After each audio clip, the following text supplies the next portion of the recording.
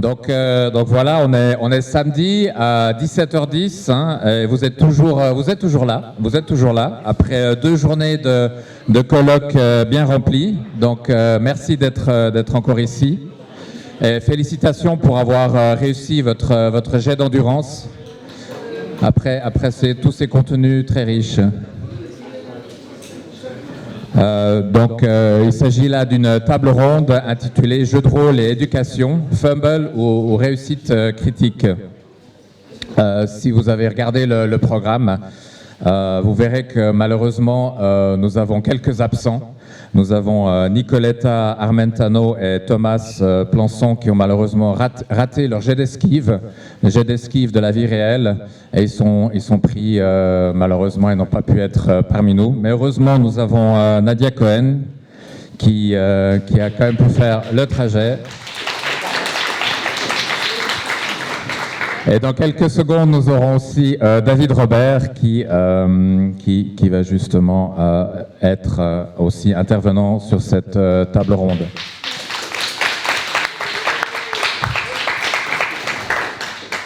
Donc je vous propose la façon suivante, je vais vous présenter les 2 intervenants. Après je fais une introduction sur justement jeu de rôle et éducation. Ensuite nous aurons Nadia Cohen qui va présenter son expérience.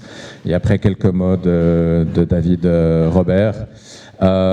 On va avoir une grosse heure devant nous et non pas 1h 3/4. J'espère que nous aurons encore le temps pour beaucoup de questions. On verra ce que ça donne. Je pense qu'à un moment, peut-être, Olivier nous signifiera vraiment d'arrêter en nous coupant les micros, en éteignant les lumières et en envoyant les gardes. Mais on essaye donc de tenir dans cette grosse heure. Donc Nadia, tu es biologiste de formation, mais tu as aussi une formation de didactique et médiatique des sciences, que je ne connais pas du tout, mais ça a l'air d'être dans le sujet. Tu es créatrice de jeux pédagogiques et de jeux aussi thérapeutiques. Le sujet du jour, c'est plutôt le côté pédagogique. Et non seulement tu les crées, mais tu les utilises pour justement des sessions éducatives. Tu es aussi autrice de jeux de rôle et de GN, et tu formes même des animateurs et des éducatrices. Donc une pratique qui se transmet comme ça, c'est aussi très intéressant. Hein. Souvent on voit beaucoup de personnes qui font ça et qui ne transmettent pas ça à d'autres personnes. Et il est possible de te suivre sur un site qui est intitulé Dragons et Grenadines. Quant à toi, David Robert, tu es un ancien président de la FFJDR, tu es aussi fondateur du Roll Events, aussi cofondateur de la revue Dissident, qui est une revue spécialisée sur le jeu de rôle et la culture rôliste. Dans la vraie vie, entre guillemets, tu es enseignant à l'ESA, qui est l'école supérieure d'agriculture à Angers. Tu es chargé de cours de sujets divers et variés, pour des instituts divers et variés, on va dire ça comme ça. Et entre autres, tu es enseignant en ludification et ludopédagogie. Oui, absolument. Alors déjà, j'en profite pour remercier tous les organisateurs de ce colloque. Merci beaucoup. Je précise aussi que moi, ça va être plus un témoignage de mes activités professionnelles et le lien entre l'utilisation du jeu de rôle en ludopédagogie. Je me suis inséré dans le programme tardivement, donc ne m'en voulez pas si c'est pas très formalisé. Et puis rendre aussi au Cléopâtre ce qui n'appartient pas à César. Le Roll Event, c'est essentiellement, d'un point de vue organisation, Sophie Briand, Diane Desposito, et puis zut, au moment de le dire, son nom m'échappe. Je vais l'oublier, elle va m'en vouloir. Bon, je le dirai après, quand ça va me revenir. D'accord. Donc voilà, je vais commencer par un tour d'ensemble, une introduction de l'utilisation du jeu de rôle pour l'éducation et la pédagogie. D'abord commencer par en fait l'enseignement de ce qu'on pourrait appeler des branches scolaires. Et là, ce qu'on voit, c'est l'utilisation du jeu de rôle, surtout pour l'histoire. Il y a pas mal d'exemples où justement on a utilisé le jeu de rôle pour cette branche-ci. Alors là, sur la diapo, on voit 3 jeux. 2 jeux qui ont été créés par Rodolphe Bondigel et Céline Vivien. Mystère à Rome et Mystère au monastère. C'est aussi des jeux qui sont même disponibles sur le site du SDEN. Les titres le disent déjà, hein, ça c'est justement pour transmettre des connaissances, un sur la période de la Rome antique, l'autre plus pour la vie au monastère.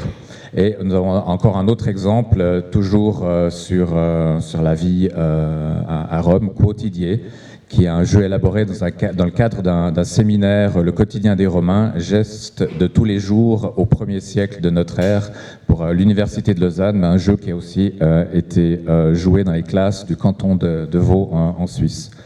Peut-être juste pour ceux qui sont intéressés à des systèmes, le jeu Quotidier, il a aussi une mécanique où le meneur de jeu, animateur, enseignant peut montrer son degré de certitude sur ce qu'il raconte quand il mène le jeu. Donc évidemment, si les élèves demandent à manger une pizza, il sait que c'est pas bon, mais historiquement, mais si c'est d'autres choses, qu'il est moins sûr ou il est moins sûr, il y a un moyen de le montrer. Donc ça, c'est l'histoire. L'autre branche scolaire où on voit beaucoup l'utilisation du jeu de rôle, c'est l'enseignement des langues. Donc on peut voir pour l'histoire, vraiment on a des jeux dont l'univers correspond à la période historique. L'enseignement des langues, alors est-ce en fait une excuse pour faire parler les élèves ? En tout cas, là, nous avons notamment les travaux de Philippe Lépinard, qui est maître de conférences en sciences de gestion à l'université de Paris-Est-Créteil, et qui a aussi des projets de recherche en ludopédagogie, chercher Eduteam par exemple. Et lui, il a aussi mesuré l'efficacité de l'utilisation du jeu de rôle pour l'enseignement de l'anglais.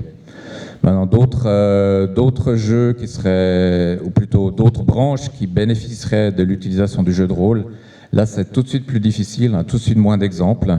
Si vous en connaissez, venez nous en parler, bien sûr. De ce que j'ai vu, par exemple, pour les concepts scientifiques, c'est une animation de la FFJDR à la Fête des Sciences à Antony, mais ça remonte déjà à 2011, où justement, ils faisaient passer des concepts scientifiques à travers certains scénarios. Aussi mentionner que l'Italie est vraiment un pays pionnier en la matière, donc en la matière d'utilisation du jeu de rôle pour l'éducation. Ils ont notamment nommé Andrea Angiolino comme étant concepteur de jeux expert, nommé par le gouvernement, et qui est auteur notamment de manuels sur l'utilisation du jeu de rôle dans les écoles et les bibliothèques. Et il y a en tout cas 3 jeux qu'on peut trouver, qui ont été publiés par des institutions publiques. La Orlando Furioso, qui est un jeu de rôle sur les paladins du roi Charles, et qui est publié par la municipalité de Rome et distribué dans les écoles et les bibliothèques municipales. Geocastria, qui est un jeu de rôle sur l'époque des constructions de cathédrales, qui lui est parrainé par le ministère de l'Éducation de Modène, et Segno 1945, qui est un jeu de rôle sur la résistance italienne, publié par les musées de Ravenne. Donc là, jusque-là, donc, on a plutôt le cas de ce que j'appelle, de façon, j'imagine, très imprécise, les branches scolaires. On pourrait aussi regarder l'utilisation du jeu de rôle maintenant dans le cadre de développement des compétences transverses. Et là, on a aussi quelques exemples. On a notamment un jeu de rôle qui a été développé par la FFJDR pour la Banque mondiale. La Banque mondiale étant, j'imagine que vous le savez, un institut financier international qui apporte une aide, souvent sous forme de prêts à des pays en développement. Et en fait, certaines compétences sont difficiles à transmettre lors d'un cours standard, avec la prof en face de ses élèves. Et c'est le cas, justement, beaucoup de compétences transverses, et dans ce cas-ci, de la négociation. Apprendre la négociation avec quelqu'un qui vous raconte comment ça se passe, je ne pense pas que ça va très s'ancrer. Donc là, on a un jeu qui a été développé et joué où justement on simule en fait ce processus de négociation et de financement du développement, avec un nombre de PJ assez conséquent, vous le voyez, entre 20 et 100, et justement, il y a, suivant son rôle, On joue des forces politiques, que ce soit du côté des pays bénéficiaires, des bailleurs de fonds, on joue des gens d'organisations non gouvernementales, tout le monde a des objectifs personnels, des personnalités, etc. Elle doit défendre évidemment qui un pays, qui une ONG, et la partie est parsemée d'événements, que ce soit des flash infos, avec voilà, des révélations, des catastrophes naturelles, des interventions, des coups d'État. Et vraiment, ce sera un jeu développé pour apprendre le déroulement du processus de développement et aussi de l'ancrer dans les mémoires, afin de mieux identifier les parties prenantes, les enjeux, les obstacles, le calendrier, etc. etc. Autre exemple d'utilisation du jeu de rôle pour le développement de compétences transverses, c'est notamment au travers de cette action caritative qui se déroule en Ouganda. C'est le projet Butterfly. Dans ce projet, ils essayent d'amener des enfants et des jeunes adultes très défavorisés, provenant notamment des bidonvilles ou des villages reculés d'Ouganda, et les amener à devenir en fait acteurs de leur propre changement, des artisans du changement, des change makers comme on dit en anglais.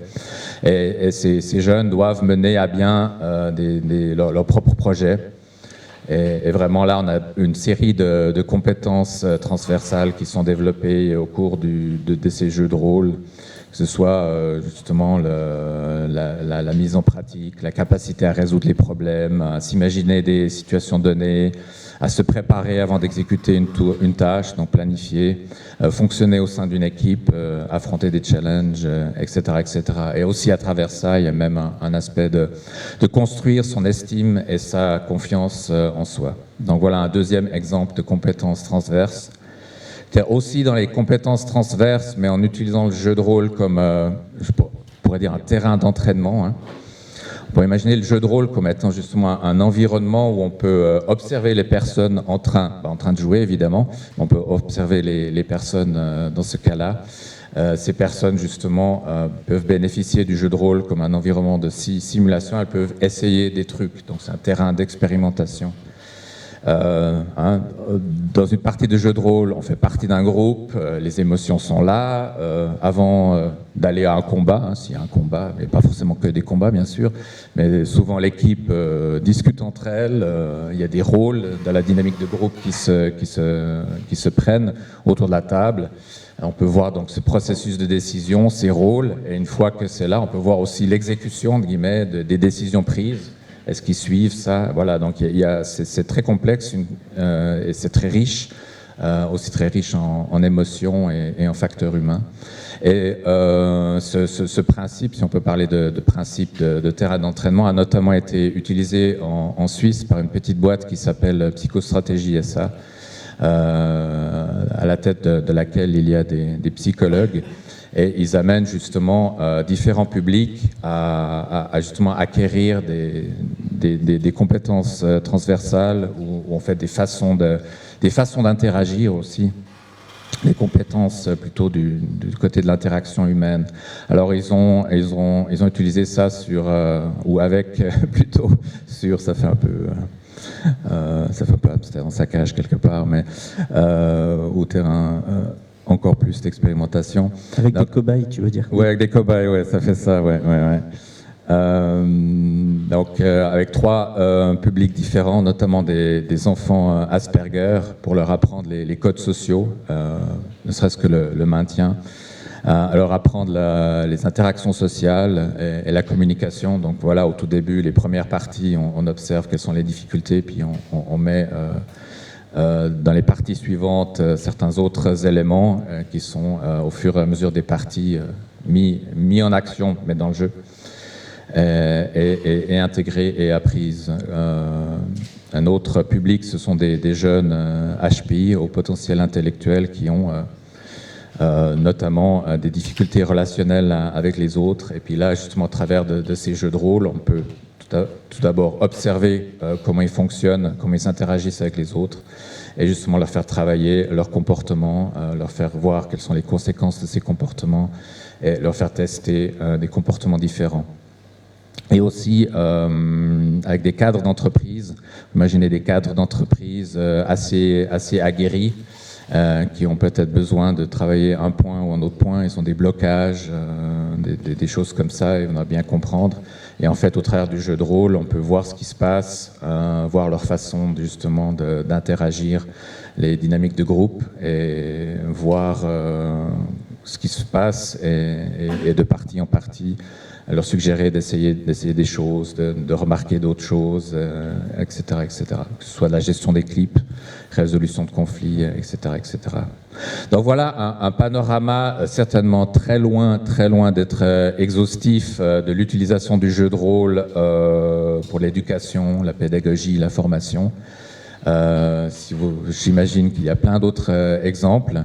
Et surtout, les orgas de ce colloque m'ont dit qu'ils ont reçu plein de soumissions, de propositions de communication autour de jeux de rôle et pédagogie. Donc c'est en fait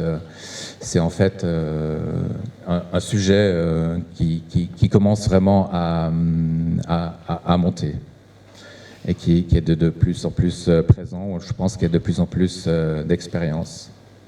En parlant d'expérience d'ailleurs, je propose que maintenant, Nadia, tu nous partages la tienne. On va donc changer de PowerPoint. Oui, je veux bien que tu me le lances, s'il te plaît. On va tenter d'y arriver. Moi, j'ai besoin de me mettre debout pour parler. Vous voyez toujours, c'est bon.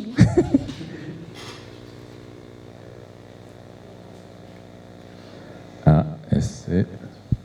Là, c'est parce que tu as lancé le PDF. J'ai pas lancé le bon fichier. On peut utiliser... Alors, on va voir s'il marche. On aurait dû tester. Le voilà. Et après, je ne sais pas comment ça. Tu appuies ici. Ça arrive. Le voilà. Ok, donc merci à l'université de m'accueillir et merci d'être resté aussi tard pour notre intervention. Moi, je m'appelle Nadia Cohen. Il y en a certains qui me connaissent sous le pseudonyme de Sylphel. C'est mon pseudo de créatrice de jeux. Donc tout à l'heure, San a déjà expliqué un peu d'où je venais. C'est toujours intéressant en sociologie de savoir d'où les gens viennent, parce que ça explique beaucoup leur pratique. Donc je ne vais pas vous le refaire. En gros, moi je suis une didacticienne des sciences à la base.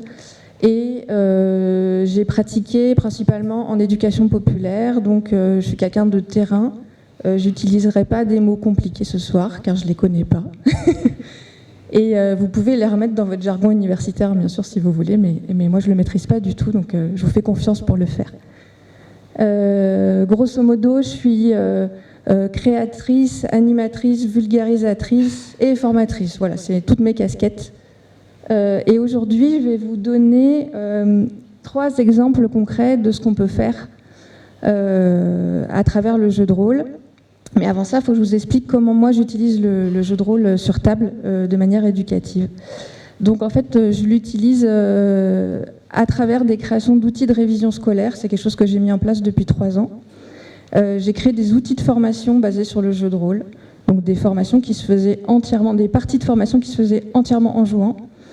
Je fais du soutien scolaire spécialisé et je me suis spécialisée dans les publics neuroatypiques. Parce que moi-même je le suis et du coup j'ai l'impression qu'on se comprend mieux et c'est plus facile pour moi aussi de gérer ces publics-là. Et ensuite, voilà, je forme avec les outils que je crée et j'ai une casquette proche, mais qui n'est pas tout à fait la même, qui est une casquette de thérapeute, puisque je me suis formée comme thérapeute depuis 2018. Et donc j'utilise aussi le jeu de rôle en thérapie avec des patients et des patientes. Mais comme ce n'est pas le sujet aujourd'hui, je ne détaillerai pas là-dessus. Donc aujourd'hui, je vais vous développer 3 exemples. Le premier, c'est le plus détaillé, donc c'est le dernier que j'ai fait. C'est un jeu qui a été fait pour une école primaire de Haute-Garonne, à Gréppiac. Un jeu qui s'appelle Moondragar, et qui est un jeu qui se voulait ludique avant tout, parce que les instits étaient convaincus des bien-fondés du jeu de rôle pour ce que ça peut apporter au groupe, pour ce que ça peut apporter aux enfants. Mais ils voulaient quand même avoir un outil qui permette de faire des révisions scolaires. Je vous expliquerai comment j'ai fabriqué ça. On va parler un peu de game design du coup. Ensuite, je vous présenterai un outil que j'ai créé pour une formation BAFD. BAFD, c'est brevet d'aptitude aux fonctions de direction, pour ceux qui ne connaissent pas.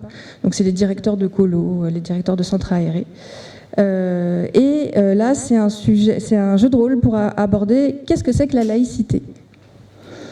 Et ensuite, on verra comment j'utilise le jeu de rôle en soutien scolaire. Je ferai quelques mots là-dessus.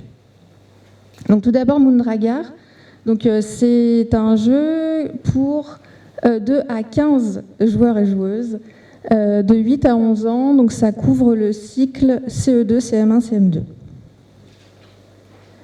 Alors, je vais vous détailler le cahier des charges qui m'a été proposé par les instituteurs, institutrices, et je vais vous expliquer comment je me suis dépatouillée avec tout ça. Donc, dans Moondragar, déjà, la première chose, c'est que c'est une école primaire qui a pris sur ses fonds propres. C'est pas financé par la ville ni quoi que ce soit. Donc, ils avaient un tout petit budget. Donc, il a fallu faire un jeu pas cher, avec peu d'heures de travail, puisque je suis payée à l'heure. Et donc, pour réussir ça, c'était pas possible. En gros, ils étaient capables de me payer à peu près 7 ou 8 heures de travail, et moi, je savais qu'il m'en fallait minimum 15. Donc, j'ai fait cofinancer le jeu avec la communauté rôliste. Et il est en ligne avec une proposition de participation libre à partir de 8 €.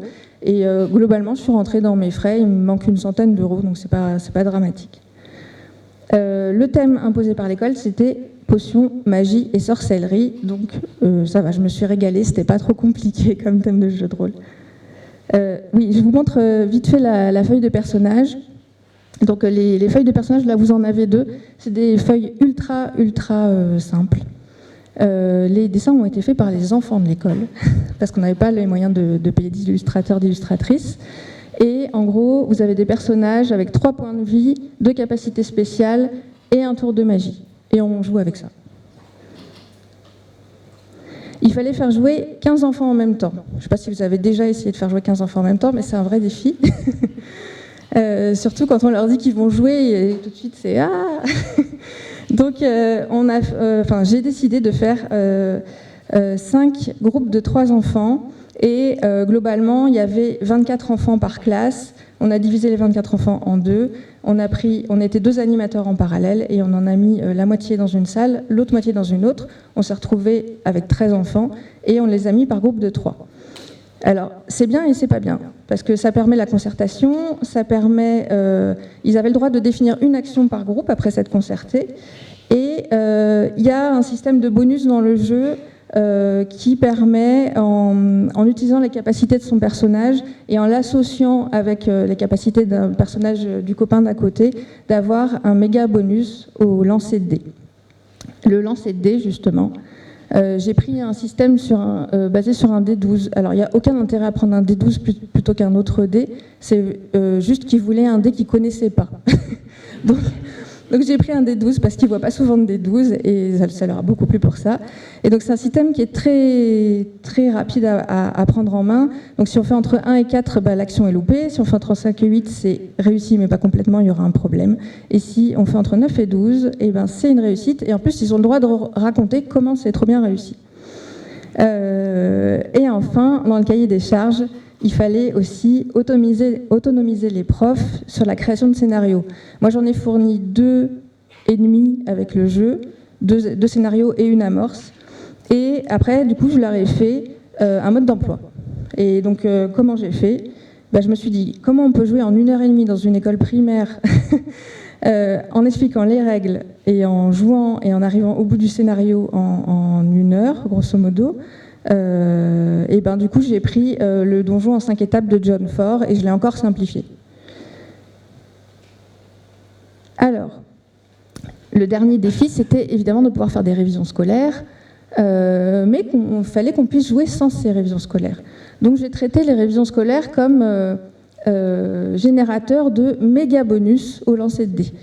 Donc, grosso modo, il y avait un jeu de cartes qui est avec des questions scolaires qui sont rédigées comme le jeu, c'est-à-dire ça parle de potions, ça parle de lucioles qui s'allument, etc. Et dedans, il faut faire des calculs de maths, il faut répondre à des questions de français, mais tout est lié avec le jeu. Les enfants décident, c'est eux qui décident s'ils veulent répondre aux questions scolaires ou pas. Je ne voulais pas les contraindre pour ça, et les instituts non plus. Donc ils tirent une carte, ils tirent une carte, et ils essayent, en concertation à 3, de répondre à la question scolaire. S'ils réussissent, ils obtiennent des petites billes de couleur qui posent sur une réglette qu'ils ont devant eux. Je vous ai mis la réglette en dessous.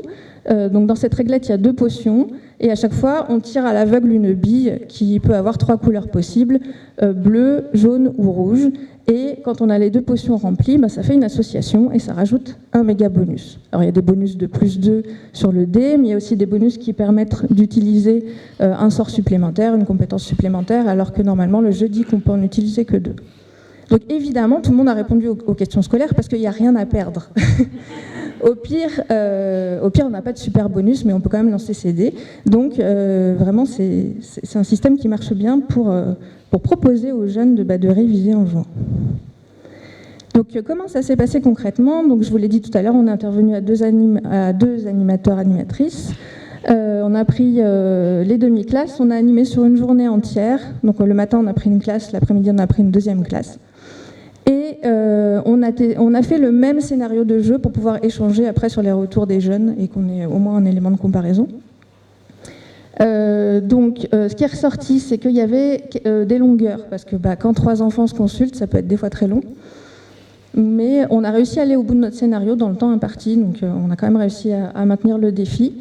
Ensuite, on a vu que les jeunes étaient vraiment très très motivés pour répondre aux questions scolaires bonus.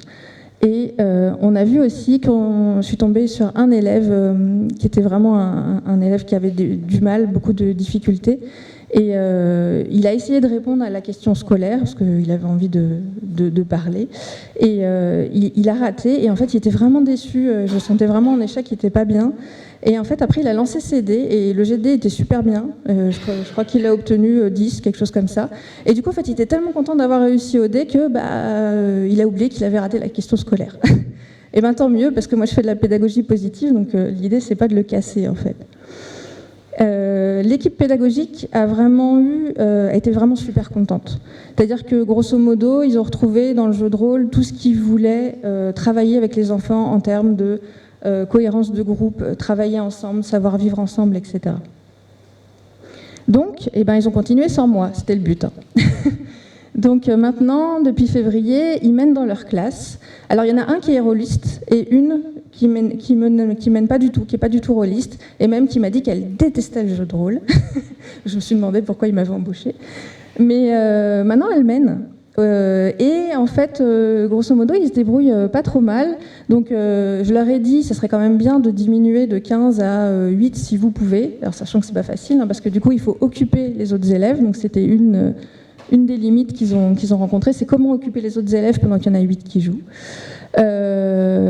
Ils m'ont dit, on a quand même du mal, on sent qu'on n'a pas d'expérience de meugetage parce qu'on a du mal à rebondir sur les idées des élèves. Donc je leur ai dit, ça va venir, ça s'apprend, c'est à force de pratiquer, vous allez trouver des astuces, et il y a plein de livres très intéressants là-dessus.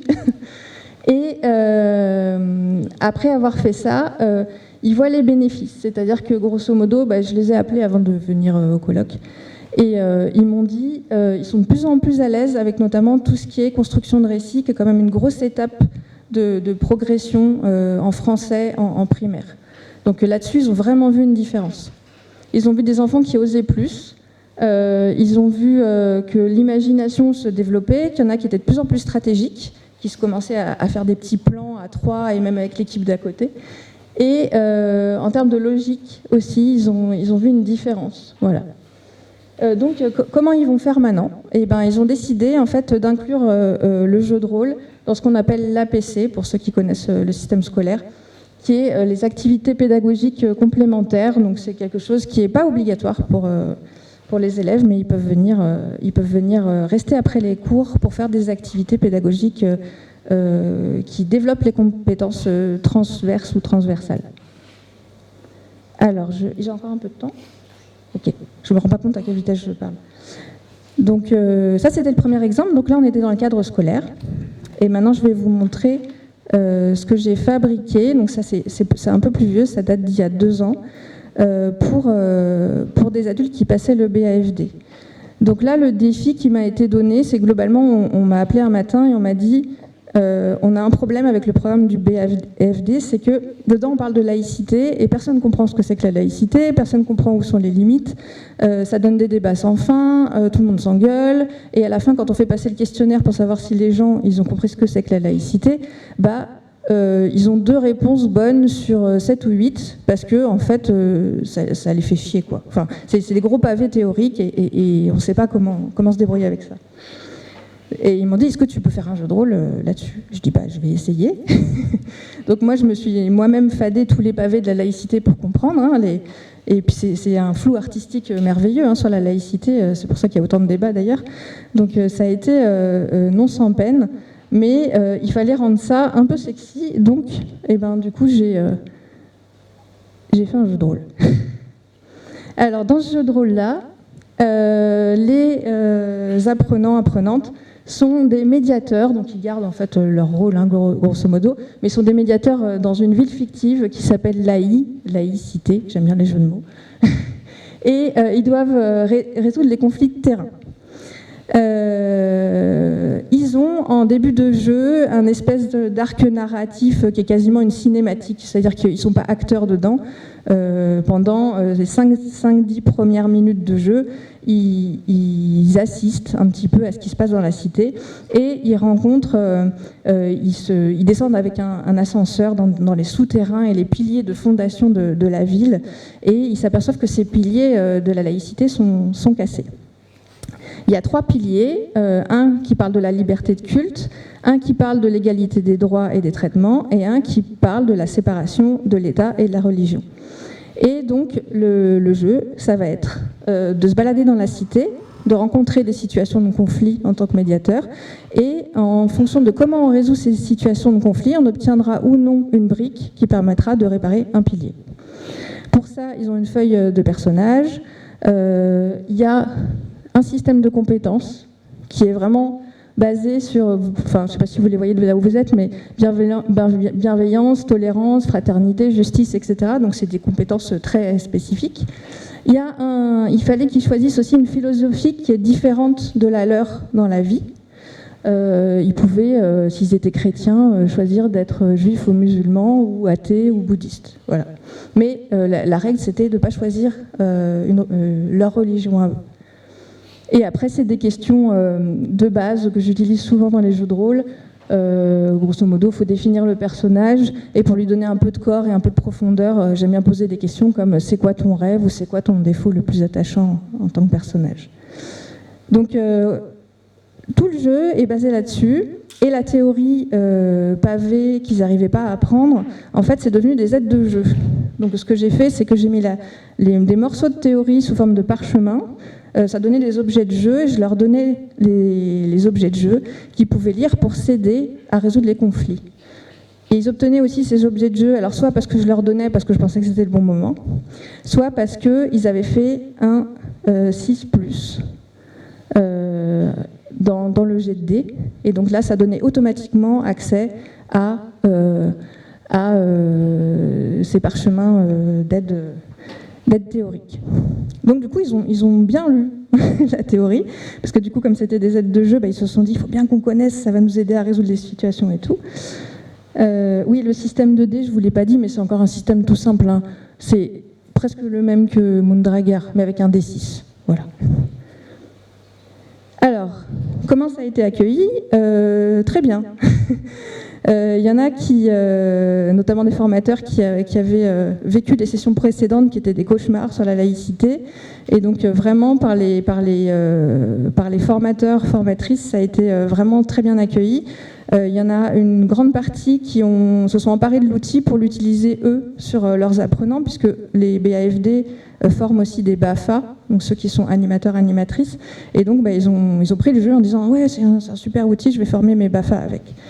Donc ça, c'est très très chouette. J'ai fait passer une validation des acquis, comme c'est une formation, mais dans le jeu.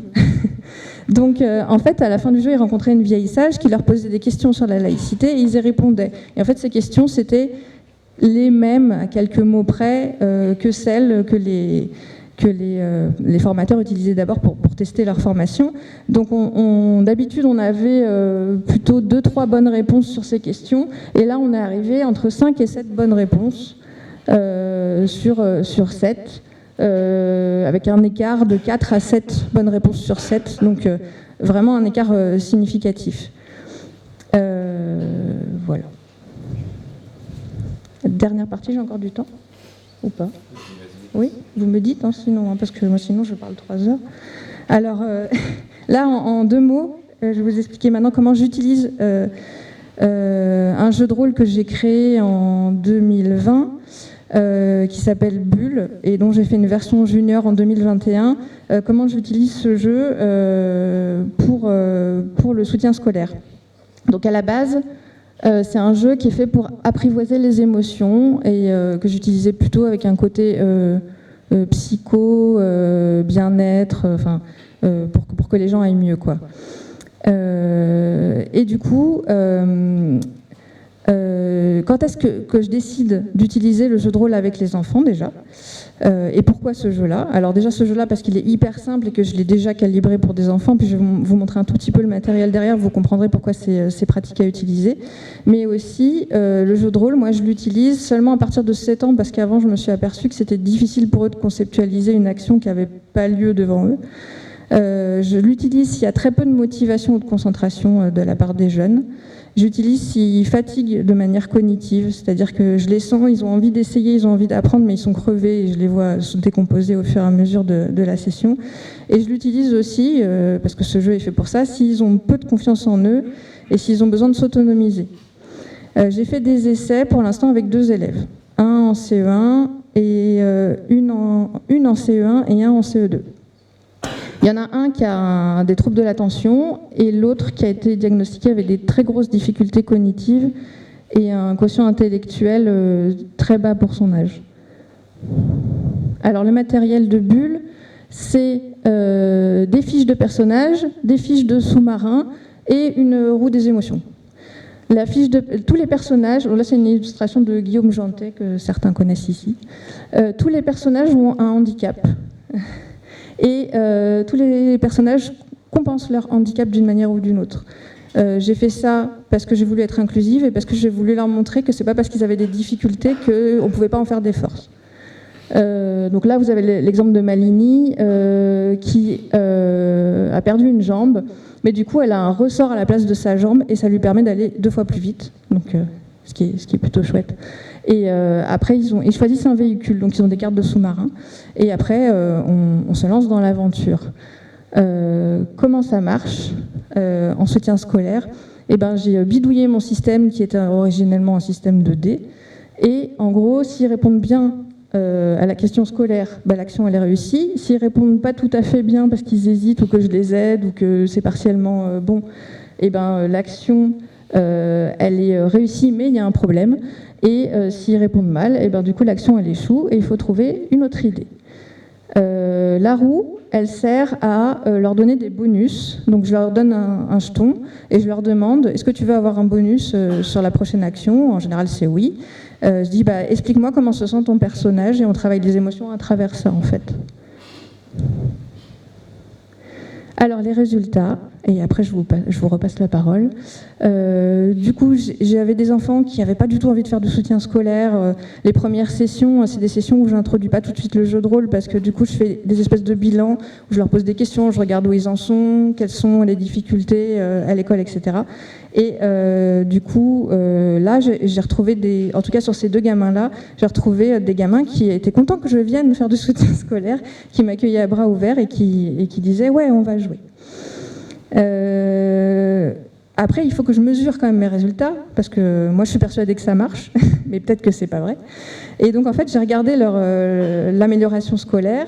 Grosso modo, ils manquent d'un cran. Donc dans le système français, c'est non acquis, partiellement acquis et acquis en primaire, avec des codes couleurs. Et ben quand ils avaient non acquis, ils sont passés en partiellement acquis. Quand ils avaient partiellement acquis, ils sont passés en acquis, etc. Donc ils ont tout monté d'un cran.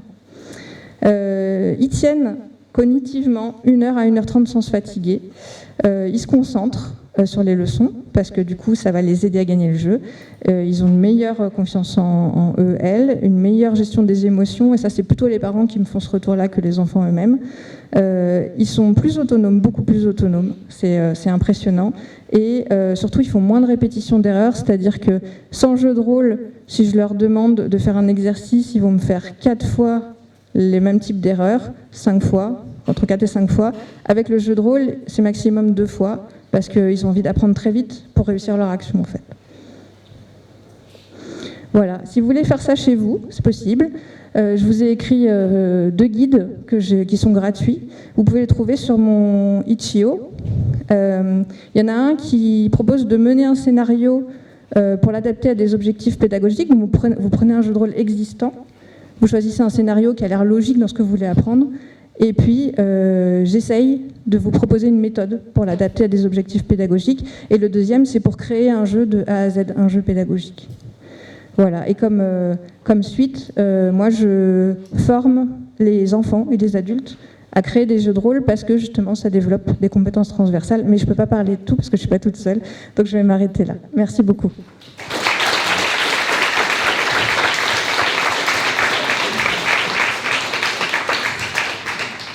Alors, j'avais déjà quelques questions pour toi, Nadia. Donc, je vois que tu es donc créatrice de jeux de rôle à but pédagogique.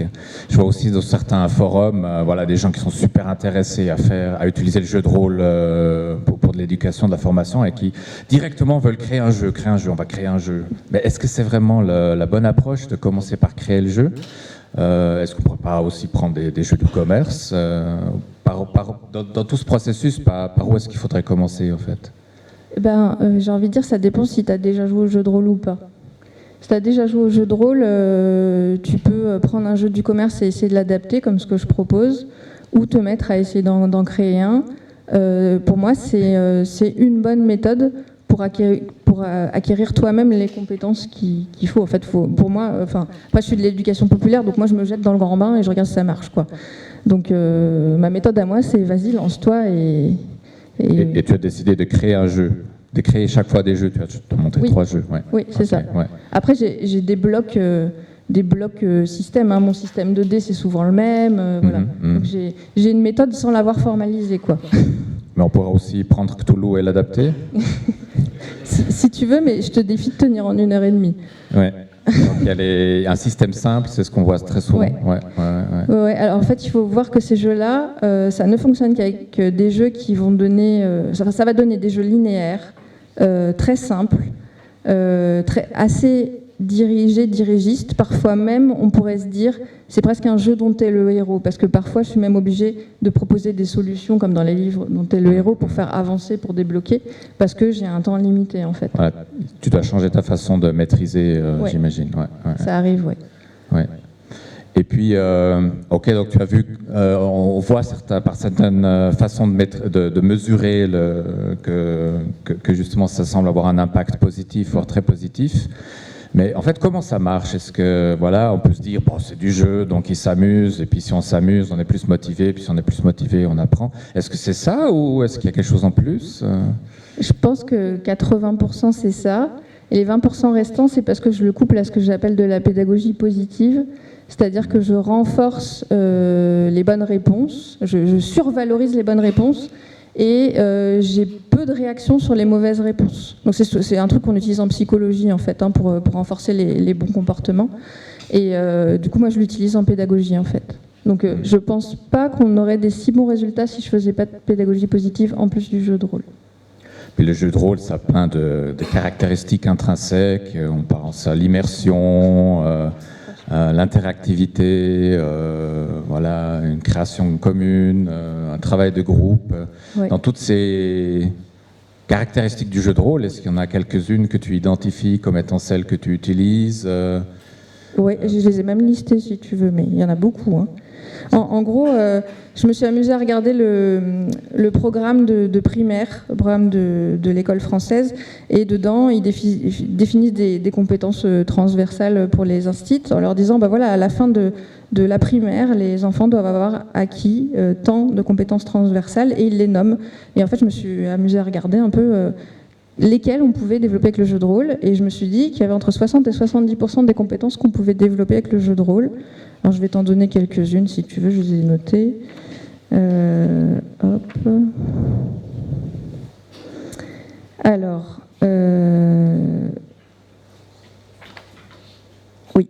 Alors, nous, en éducation populaire, on parle de savoir, savoir-faire et savoir-être. En termes de savoir-faire, il y a s'exprimer à l'oral, s'organiser, planifier, élaborer des stratégies et convaincre. Donc ça, c'est marqué comme ça dans le programme de l'éducation nationale. Hein. En termes de savoir-être, on a des capacités à prendre des risques, une ouverture d'esprit, construire sur ses erreurs, créer, innover, gérer la difficulté et l'échec, demander de l'aide, évaluer ses chances de succès, être flexible, trouver des nouvelles stratégies, s'adapter au changement, gérer l'improvisation, prendre sa place dans un groupe, créer ensemble, développer de l'empathie, écouter, inclure l'autre et comprendre des divergences de points de vue sans se disputer. Et enfin, développer ce qu'on appelle un sentiment d'efficacité personnelle et le fait de savoir faire des choix. Donc tout ça, c'est des compétences qui sont répertoriées dans le... Et peut-être tu auras un contre-exemple, un ou deux, dans ces 20 à 30% restants qui peut-être ne pourraient pas tellement bénéficier de l'utilisation du jeu de rôle. Ah bah j'ai plus les compétences en tête. Du coup, là de mémoire, je peux plus te dire. Mince, ouais. alors. En fait, je parlais des caractéristiques du jeu de rôle. Donc le jeu de rôle immersif, activité en groupe, puis c'est un jeu aussi. Dans ces caractéristiques-là, est-ce que tu arrives à identifier quelles sont les caractéristiques du jeu de rôle que tu utilises plus souvent que d'autres?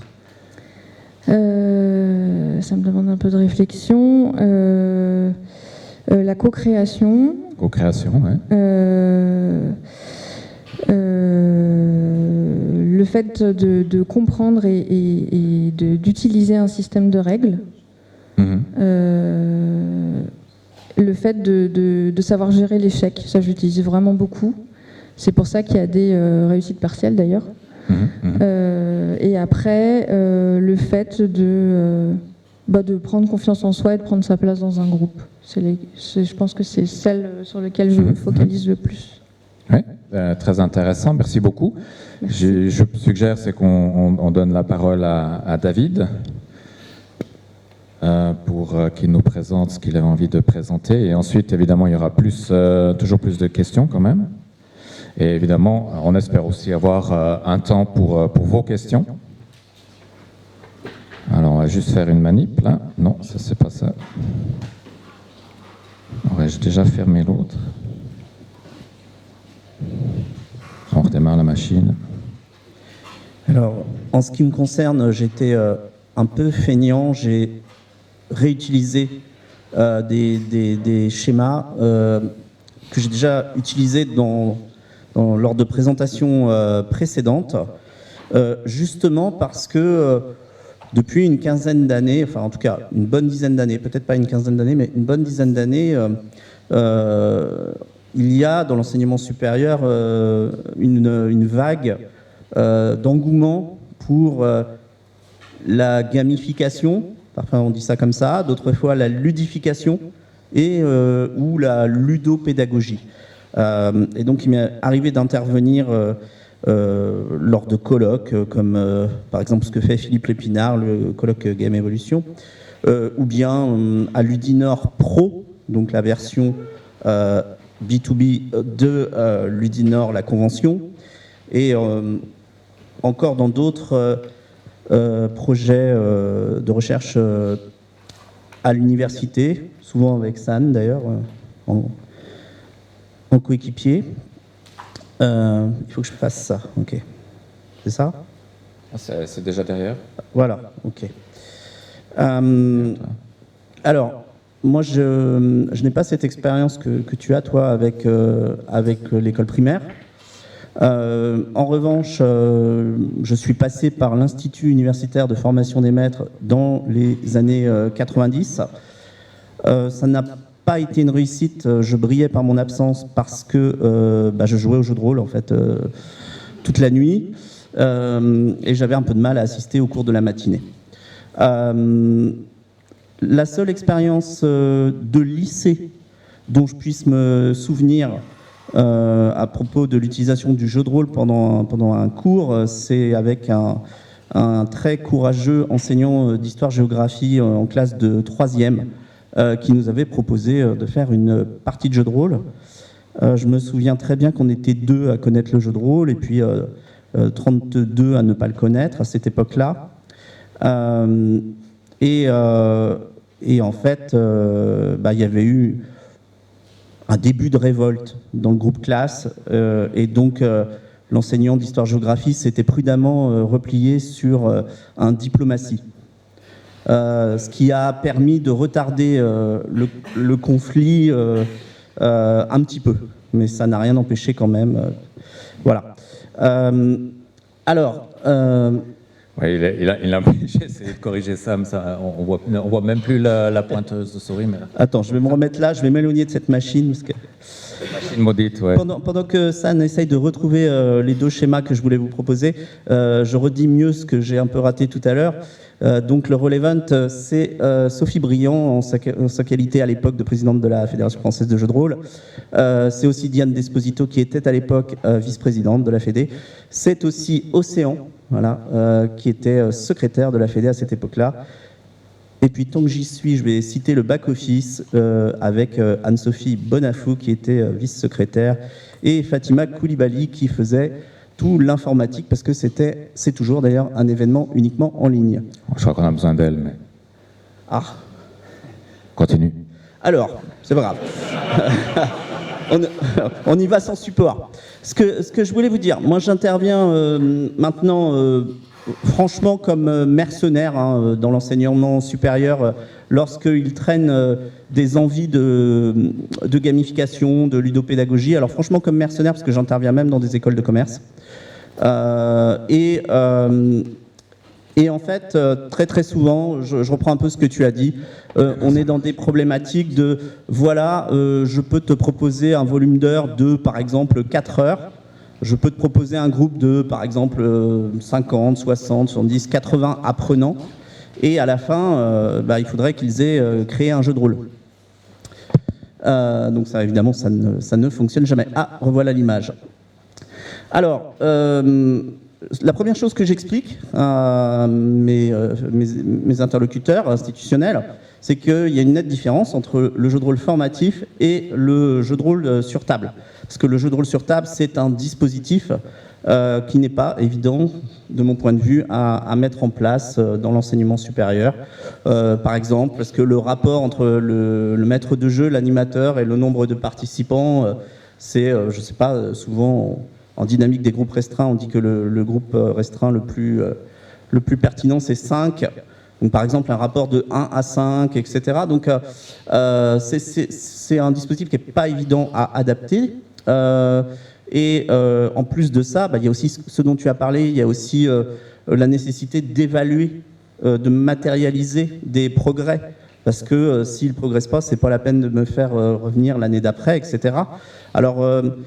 par exemple, on attend d'eux qu'ils réussissent un test de langue. J'en ai souvent parlé avec Philippe Lépinard qui a travaillé là-dessus avec ses collègues à l'université. On attend d'eux qu'ils réussissent un TOEIC ou un TOEFL. Je ne sais pas, prenons un truc improbable, un TOEIC 900 par exemple pour un ingénieur. Est-ce que avant et après, est-ce qu'ils vont avoir progressé sur le TOEIC voilà. Bon, je m'engage absolument jamais là-dessus parce que je n'ai pas la moindre idée. Mais en tout cas, le point commun que j'ai repéré, c'est la notion de rôle. Alors, lorsque je fais des présentations sur le jeu de rôle, j'ai tendance à interpréter jeu comme un jeu de possibilités, comme vous avez un jeu de clés ou un jeu d'outils. Je prends ce sens-là de jeu. Et rôle comme une feuille de rôle, par exemple, dans un équipage de pirates. Chacun a un rôle à jouer, chacun a un poste. Donc moi, je le prends dans ce sens-là. Et bien évidemment, sans aucune volonté d'imposer une vision de ce que serait le jeu de rôle ou de ce que ne serait pas le jeu de rôle. Mais moi, c'est comme ça que je le conçois, que je l'utilise et que je le présente. Du coup, dans le jeu de rôle formatif, on peut s'entraîner on peut s'entraîner à jouer des rôles. On peut travailler dans des univers connus, comme celui de l'entreprise, par exemple, quand on est sur des cours de management, ce genre de choses. On peut s'entraîner à simuler une situation pour essayer d'observer des types de comportements, des patterns de comportements. On peut incarner une fonction et voir et travailler du coup d'un point de vue communication sur ce que ça fait d'avoir la casquette de telle ou telle fonction, ce que ça a comme avantage, comme inconvénient, ce que ça provoque comme effet sur les interlocuteurs, etc. Et force est de constater que ça ne marche pas tant que ça. Et moi, ce que j'ai pensé, c'est que c'était parce que il n'y avait pas suffisamment de distance, pas suffisamment de jeu. Mais alors là, le jeu à comprendre comme la distance entre deux pièces d'un engrenage, par exemple, et qu'il n'y avait pas suffisamment de distance pour avoir une bonne suspension temporaire d'incrédulité. Ce que mes interlocuteurs traduisent souvent par pas assez d'engagement. Les apprenants ne sont pas assez impliqués, pas assez engagés, pas assez attentifs, etc. Alors que les bons souvenirs que je garde des parties de jeux de rôle, donc sur la droite, c'est quand même des univers fictionnels. C'est la simulation, on en parlait précédemment dans les interventions précédentes, c'est la simulation d'une réalité dans une fiction. C'est un rôle, mais pas une fonction. Et puis, le bon souvenir, c'est lorsque la suspension d'incrédulité a été forte. Et quand cette suspension est forte, ça permet de créer des souvenirs artificiels, le cerveau faisant pas vraiment la distinction entre un vrai souvenir et un souvenir de partie de jeu de rôle. C'en est un vrai aussi, mais à l'intérieur d'une partie.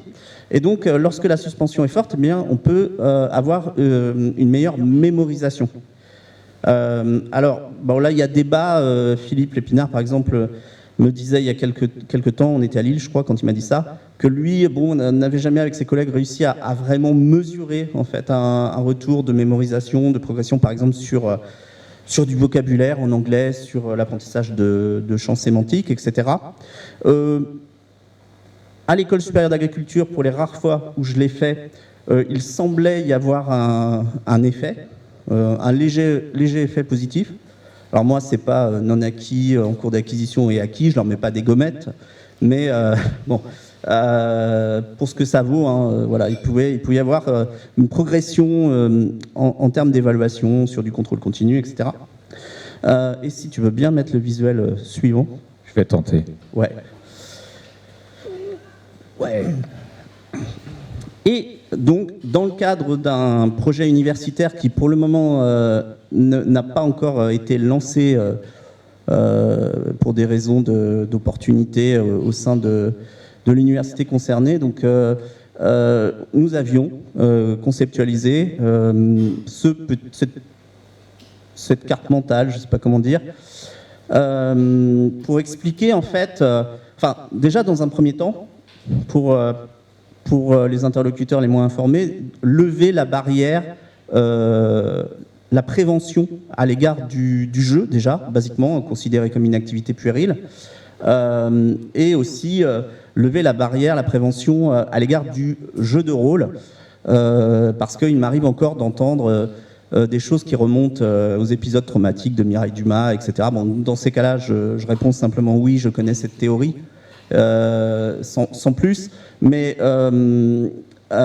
déjà lever cette question de est-ce que le jeu c'est sérieux, le jeu c'est sérieux, on joue. Donc il y a déjà ça. Et puis après expliquer comment on peut bénéficier du ludique, notamment par la distance à parcourir pour travailler dans la fiction. Donc on était revenu à un terme qu'on a trouvé parfois, alors là j'ai pas les sources, désolé, mais qu'on a trouvé parfois le terme de feintise. Moi, ma formation initiale, hein, c'est une formation de lettres, de littérature. Et donc, voilà, en narratologie, par exemple, on peut parfois trouver le terme de feintise, parfois feintise sérieuse. Feintise sérieuse. C'est ça d'ailleurs qui m'a mis sur la piste de ce mot-clé feintise, c'est parce que j'avais dû taper jeu sérieux, et quelque part ça a dû m'amener à ce terme de feintise. Voilà. Donc, la nécessité d'avoir un décalage entre le cadre institutionnel et le cadre fictionnel. Ce qui entraîne d'autres difficultés, parce que ça demande du temps d'installer ce décalage, parce qu'il faut tous les éléments d'information, etc., etc. Alors, je l'ai fait depuis 2 ans dans une école qui s'appelle Winsport, bon, qui dépend de l'école supérieure des Pays de la Loire, bon, peu importe. C'est des gens qui sont en master et qui travaillent dans des boutiques de matériel sportif, voilà. Et ils sont en master, mais cependant, ils ont du mal à rester assis sur une chaise, ils ont des difficultés d'attention, ils ont des profils hétérogènes, voire hétéroclites, et surtout, par exemple, ils ne lisent pas du tout. Alors, j'ai dû partir de ce qu'ils pratiquent, c'est-à-dire les séries Netflix. Hein. Alors, assez facilement, ça s'est transformé en référence du type Game of Thrones, et encore que, c'est déjà presque passé pour eux, mais The Witcher, enfin, bon, etc. Donc, avant de vouloir instaurer une distance, il faut déjà se rapprocher des apprenants pour voir d'où ils partent aussi, quel est leur point de départ, parce que sinon, si tu ne sais pas d'où tu pars, tu as encore moins idée de où tu vas arriver. Voilà. Est-ce qu'on a réussi à créer des jeux de rôle? Non. En revanche, est-ce qu'on a réussi à créer des jeux intégrant des dimensions du jeu de rôle, comme par exemple la dimension agonistique, la confrontation, comme par exemple le hasard, comme par exemple le vertige, comme par exemple le simulacre, la simulation, enfin pour trouver Kaiwa derrière ça? Oui, ça, on a réussi. Mais en général avec souvent 2, parfois pour les meilleurs 3 dimensions, mais jamais les 4. Je leur avais expliqué au début que je considérais que le jeu de rôle était pas un outil, mais une création particulièrement puissante, parce que on pouvait aller vers ces 4 pôles. La simulation, la confrontation, le hasard et puis le vertige. Ce qu'ils connaissent en général, qui est le bon élément de substitution, c'est le jeu vidéo. Le jeu vidéo, ça leur fait ça. Confrontation, vertige, hasard et simulation numérique, ça leur fait ça. Je crois qu'en fait, ils manquent de temps dans leur vie. Ils manquent de temps dans leur vie pour pouvoir s'adonner au jeu de rôle. Voilà, et nous aussi, on manque de temps, donc j'arrête.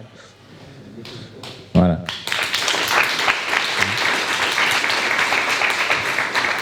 Alors, toute petite question pour toi, David. Donc, tu parles des jeux sérieux. Effectivement, l'utilisation du jeu de rôle dans un cadre éducationnel, pédagogique, de formation, ça a l'air d'être une utilisation sérieuse du jeu de rôle. La communauté des adeptes et des chercheurs en jeux sérieux, est-ce qu'elles ont, cette communauté-là, a-t-elle vraiment le jeu de rôle sur son radar? Certains, oui.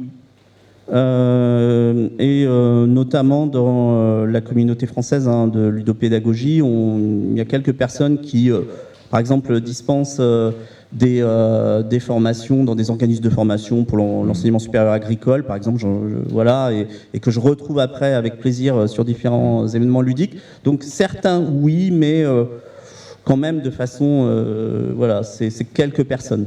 Hein, c'est pas. Une dernière question de ma part avant de passer aux questions de l'audience, c'est parce que en fait ce colloque c'est aussi sur les perspectives d'évolution du jeu de rôle.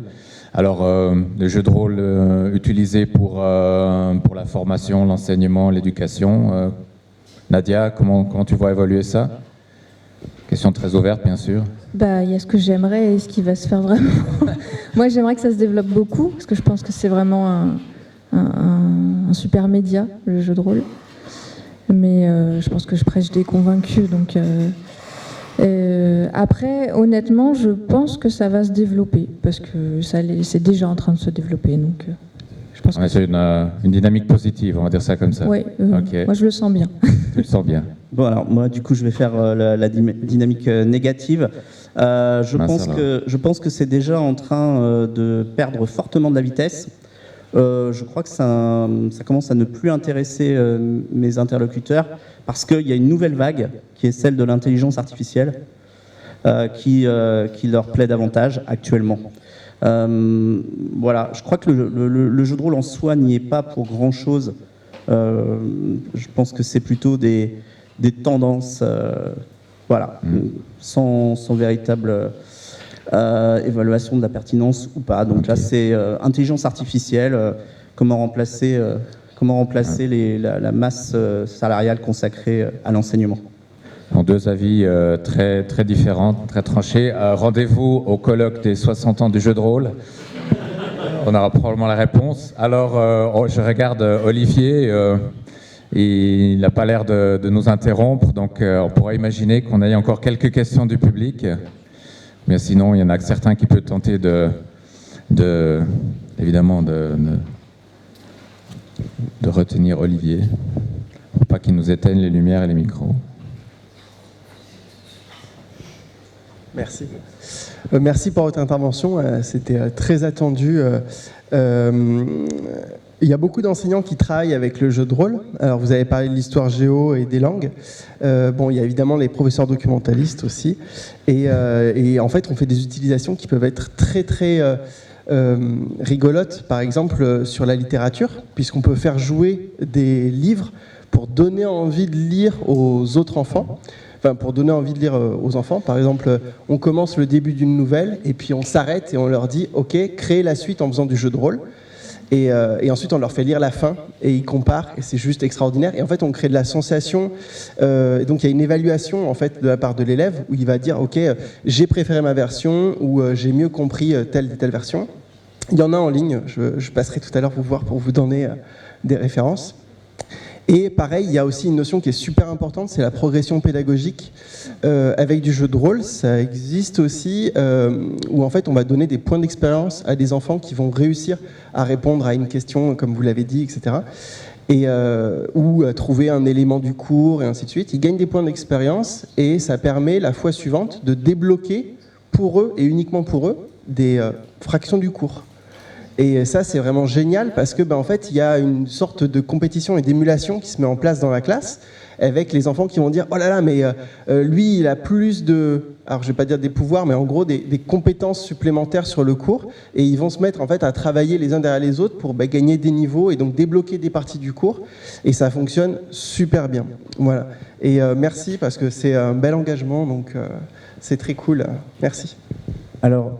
À ce sujet-là, j'ai un vieux complice, auteur de jeux de rôle qui s'appelle Julien Clément, avec lequel, il y a plus d'une dizaine d'années, on avait pensé créer un jeu dans l'univers des livres. Et ça va sortir prochainement aux 12 singes. Ça s'appelle déjà Babel. Et Julien, il est prof d'histoire dans un lycée. Donc je pense qu'il y a beaucoup de choses de sa pratique aussi dans le système qu'il a créé pour le jeu, etc. Enfin, j'espère que certains d'entre vous auront le plaisir de découvrir ça. Donc oui, effectivement, continuer ou réécrire les livres un peu ratés, par exemple. Là, je fais référence, par exemple, aux travaux de Pierre Bayard. Si vous ne connaissez pas, régalez-vous avec Qui a tué Roger F. Croy, par exemple. Voilà, réécrire les livres un peu ratés, moi je pense que c'est un bon projet de jeu pour une classe de lycée peut-être, par exemple. Ça fonctionne aussi avec les bons livres. Ah, tu veux dire dégrader un livre très réussi? Oui. Continuer, oui. D'arrêter la partie de jeu de rôle en classe. Ouais. Parce que justement, on arrête brusquement. On dit, c'est la fin de Oui. On a une question là. Oui, moi je voulais vous demander en fait qu'est-ce que vous pensez de l'utilisation de jeux de rôle qui ne sont pas conçus à but ludopédagogique, mais dont le contenu ludique est extrêmement pointu en termes de savoir qu'ils développent. Alors, je pense à Medium Evum, il n'y a pas très longtemps, ou à d'autres. Et en fait, donc, est-ce que ces jeux-là pourraient être quand même considérés comme pédagogiques, puisqu'en fait, un élève qui joue, est-ce qu'il ne va pas développer de facto des connaissances sur le contenu du jeu? En fait, là, je pensais à des jeux historiques parce que c'est la première chose qui m'est venue, enfin, en tout cas, qui sont ancrés dans un contexte historique extrêmement documenté.